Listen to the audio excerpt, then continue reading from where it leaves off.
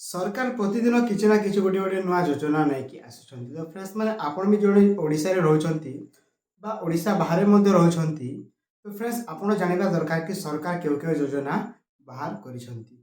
तो फ्रेंड्स अनेक लोकों कमेंट रही कि आम यही योजनार बात पढ़ीछु बा क्यों मैंने अप्लाई करेंगे कौन तार क्राइटेरिया थाए तो मुझे आपण मानक किसी कहीदे। तो फ्रेंड्स देखो मुझे प्रथम आपण मैंने कहबी जदि आपण मैंने ओडिशा रे रहउछंती फ्रेंड्स मैं आपण मैंने यही सब योजना अंतर्भुक्त होगा निहाती भावे दरकार।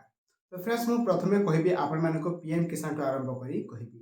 फ्रेंड्स पीएम किसान हूँ आपण मानक नेशनल स्कीम्स जोटा कि आपण मानक प्रत्येक इंडिया रे आपण मानक मिलता है टंका आपण मैंने पीएम किसान रे भी अप्लाई करबा कथा। एवं ओडिशा कथा कहबा तो फ्रेंड्स आगर जोटा कि आपण माने काली योजना थिला तो वर्तमान ताको नाम परिवर्तन कर सीएम किसान करा जायछि। तो आपण माने से सीएम किसान मध्ये अंतर्भुक्त थिबा कथा जोटा कि आम राज्य सरकार को द्वारा टंका मिली थाए। एवं फ्रेंड्स आउट मेनली आपण मानक कहिदेबा जदि आपण जदि महिला हेतिबे एवं आपण मानक 21 वर्ष ऊर्ध्व होइथिबो तो आपण माने सुभद्रा योजना रे शामिल हेबा दरकार। कारण फ्रेंड्स आपण मानक ही सुभद्रा योजना रे आपण मानक 50,000 टंका पर्यंत आपण माने नगद राशि टंका पाई पाइबे जहा कि वर्ष को दी थरा आपण मानक 5,50,000 टंका रे दुटी किस्ती रे आपण मानक सरकार जोगाई थांती।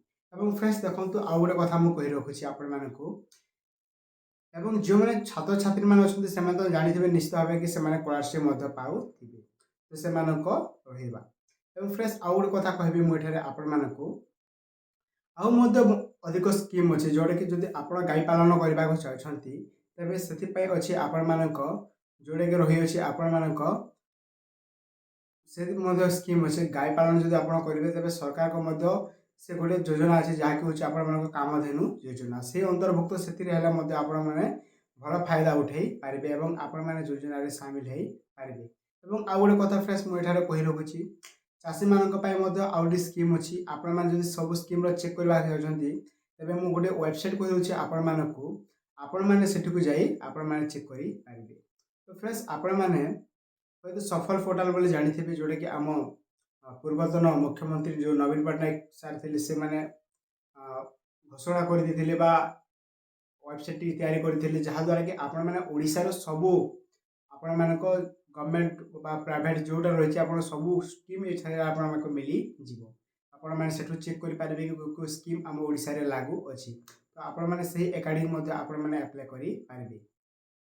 एवं फ्रेंड्स आपण मानक आउ गोटे कथा मुझे कही रखुच्छी कि जो मैंने चाषी काम कर चाष कम कर अनेक स्कीम रही अच्छी जोटा कि आपण मैंने कृषक ओडिशा रे आपण मैंने रेजिस्ट्री हो पारे फार्मर रेजिस्ट्री करेंगे आउ स्कीम अच्छे जहाँ किसी ना किसी बेनिफिट निश्चित भाव आप सरकार जोगाई था।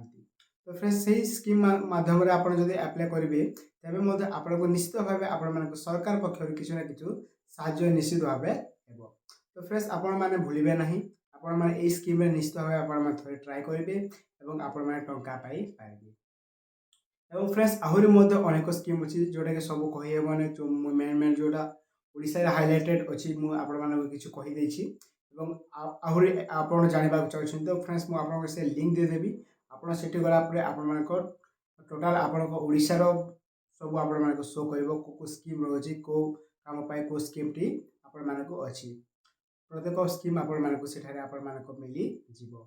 यहाँ फ्रेंड्स आज किसी न्यू अपडेट आई होप आपको आज भिडियोटी भल लगी जब वीडियो भल लगी निश्चित भाव चैनल को सब्सक्राइब करदे और आपण भिडियो को शेयर कर दिंतु। धन्यवाद।